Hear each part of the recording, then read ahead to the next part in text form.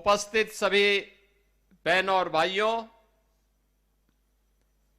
आज प्रातः काल से ही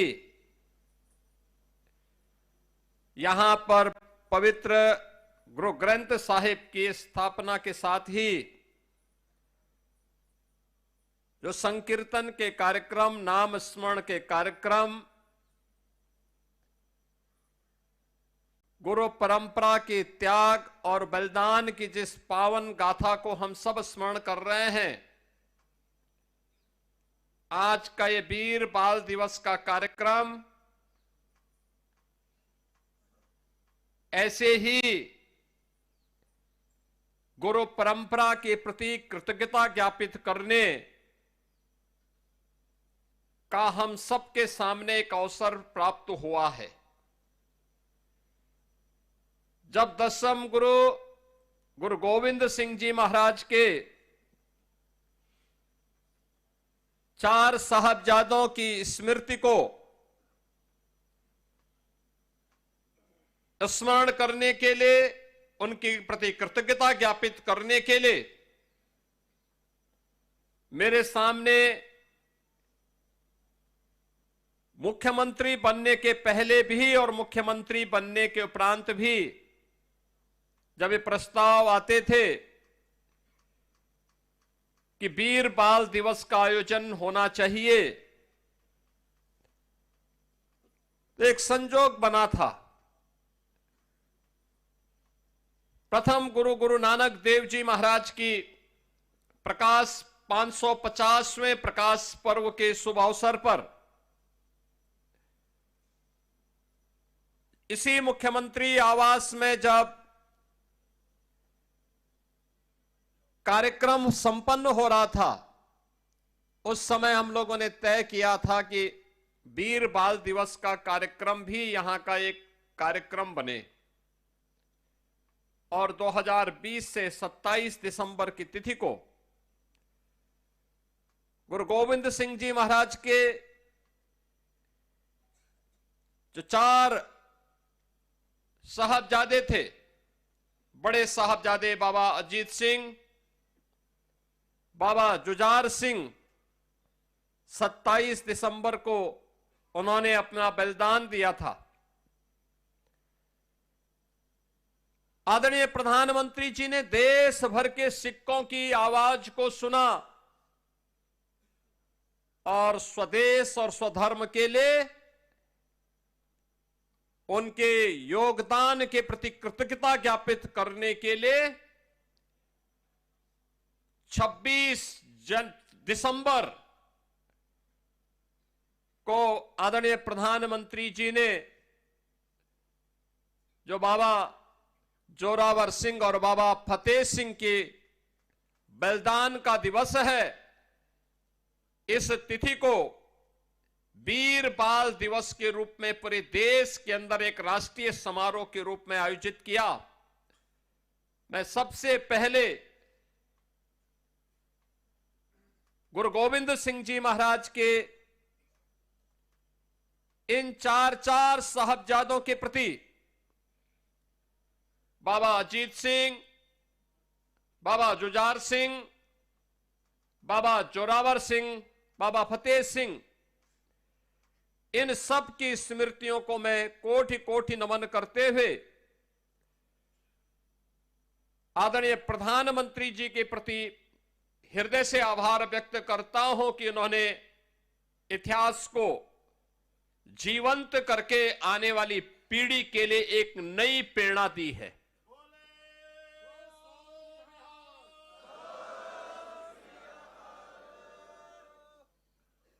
बहनों और भाइयों, सिख गुरुओं का इतिहास भारत के अंदर भक्ति और शक्ति का एक अद्भुत तेज का इतिहास है। गुरु नानक देव जी महाराज भक्ति की पराकाष्ठा थे।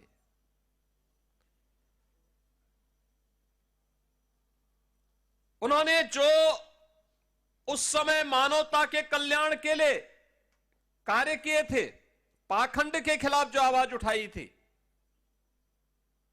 बिना रुके, बिना डिगे, बिना झुके, उसको लेकर के उन्होंने देश और दुनिया में प्रचार किया। तब साधन नहीं थे, लेकिन साधन के अभाव में भी उनकी साधना ने सिद्धि का प्रभाव दिखाया था। कहां नहीं गए गुरु नानक देव जी और कहां नहीं उनका प्रकाश पहुंचा। आज भी जो क्षेत्र हमारे लिए ध्रुव बने हुए हैं, वहां गुरु नानक देव जी पहुंचे थे। पुश्तैनी धंधा था, व्यवसाय था, लेकिन वह अपना व्यापार करते तो गुरु नानक देव जी को कितने लोग जान पाते। उन्होंने लोक कल्याण का मार्ग चुना,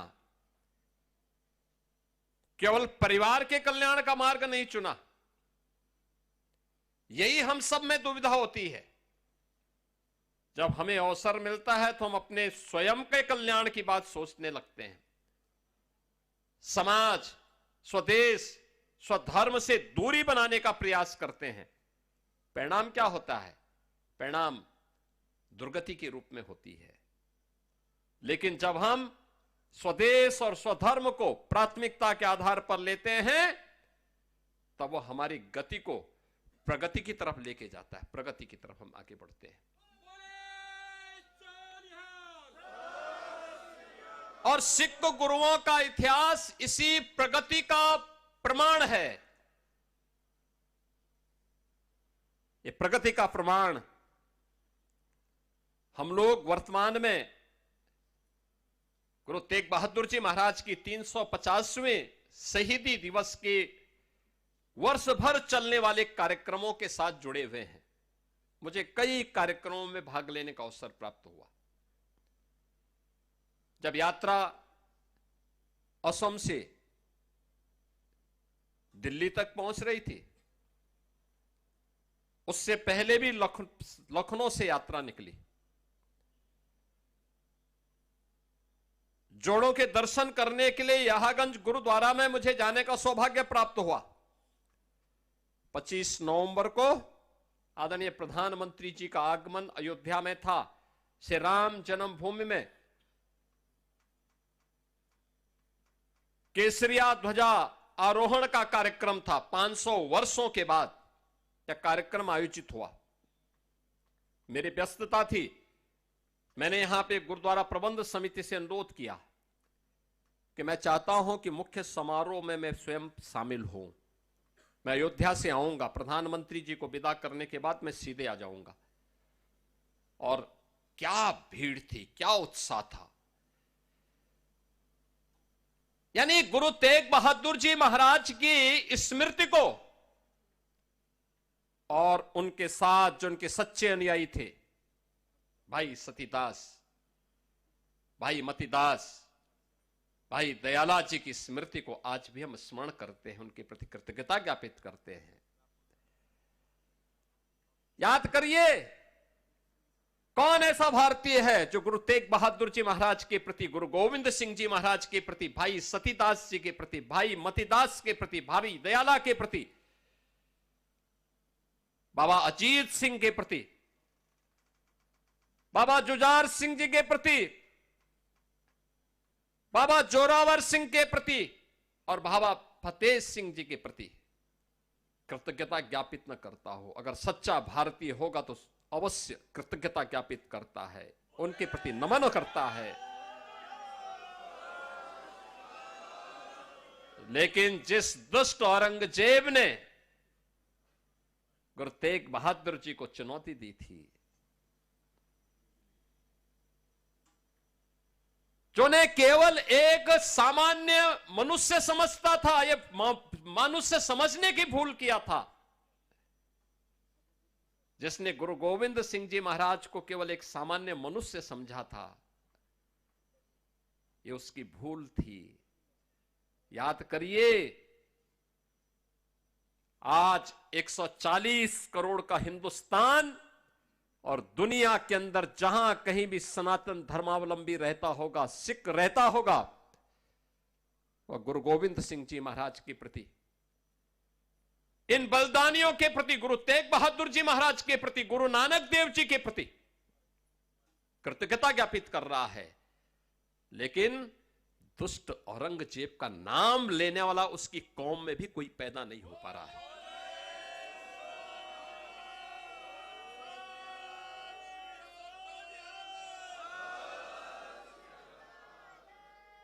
कोई उसका नाम लेवा नहीं है।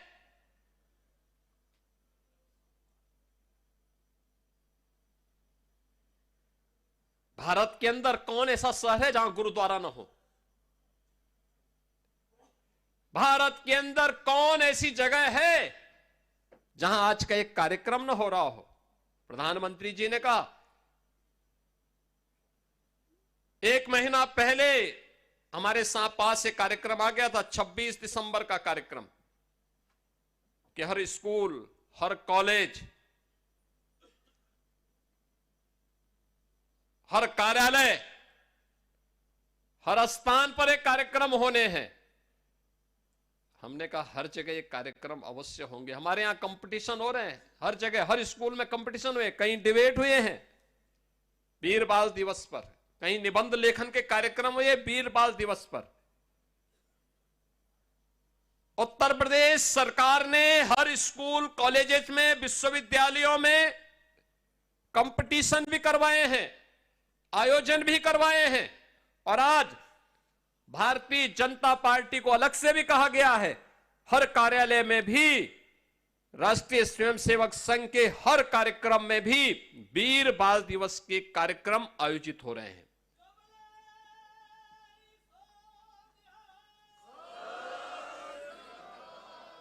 ये कार्यक्रम इसलिए जिससे स्वदेश और स्वधर्म के लिए अपना बलिदान देने वाले उन गुरुओं की परंपरा के प्रति हम कृतज्ञता ज्ञापित कर सके। अब याद करिए ना, आखिर जहांगीर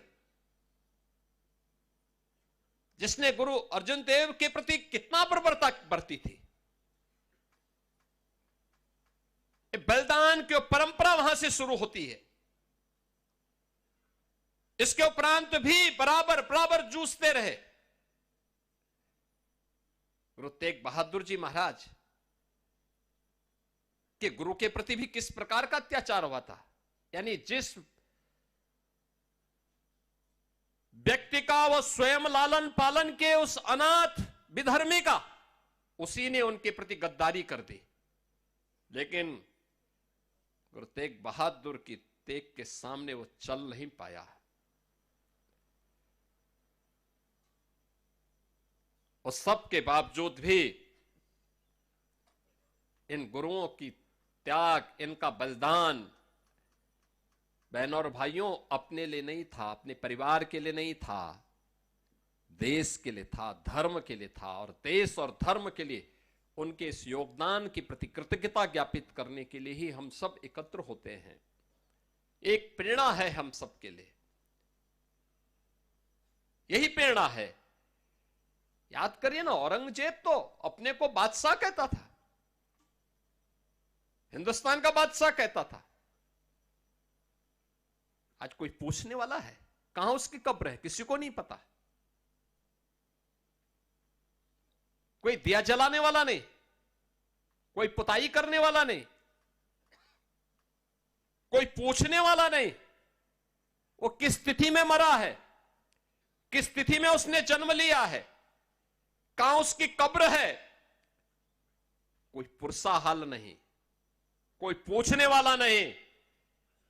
लेकिन जिन गुरु तेग बहादुर जी महाराज और गुरु गोविंद सिंह जी महाराज, जिन 4 साहबजादों के नामो निशान को मिटाना चाहता था, आज पूरा हिंदुस्तान उन पर गौरव की अनुभूति करता है। और उनके लिए, उनके स्मरण के लिए उनका नित्य स्मरण भी करता है।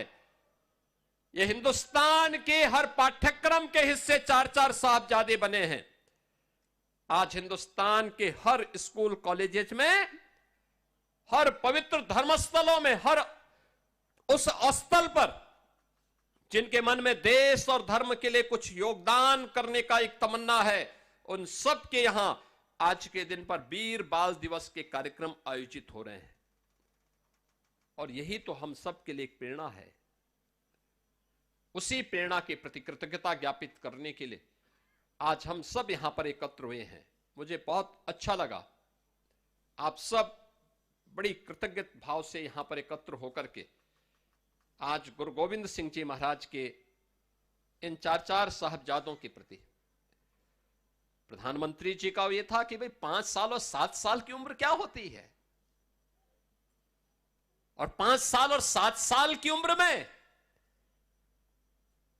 बाबा फतेह सिंह, बाबा जोरावर सिंह देश और धर्म के लिए शहीद होते हैं, अपने आप को बलिदान करते हैं, लेकिन अपने देश और अपने धर्म से विचलित नहीं होते। उन्हें लालच दिया गया, उन्हें हर प्रकार से प्रलोभन देने का प्रयास हुआ था, लेकिन टस से मस नहीं हुए। आज उसके प्रति कृतज्ञता ज्ञापित करने के लिए हम सब एकत्र हुए हैं।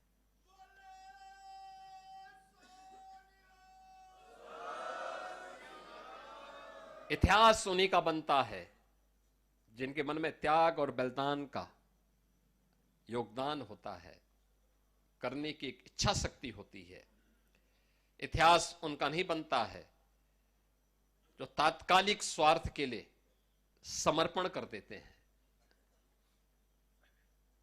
देश समर्पण से नहीं चलता है, देश तो त्याग और बलिदान से चलता है। भारत का इतिहास उसी त्याग और बलिदान का इतिहास है।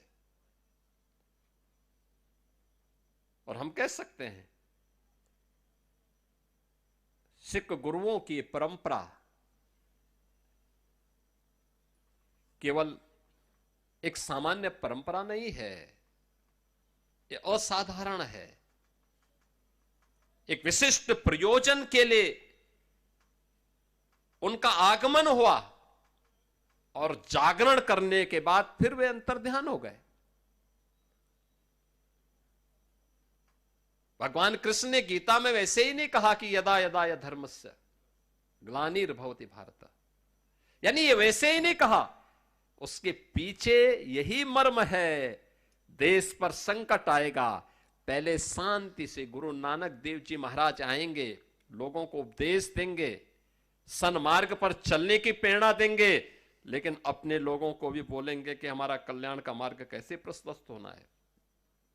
आप लंगर जो छकाते हैं ना, आज भी कोई भी आता है, मैंने देखा गुरुद्वारों में, किसी को पूछते नहीं कहां से आए हो, कोई पूछता नहीं किस क्या जाति है, सब कोई भी बैठ के खा लेता है, कोई दिक्कत नहीं, क्योंकि हमारे संस्कार है, हमारी गुरु की परंपरा है, हम उसके साथ जुड़ते हैं।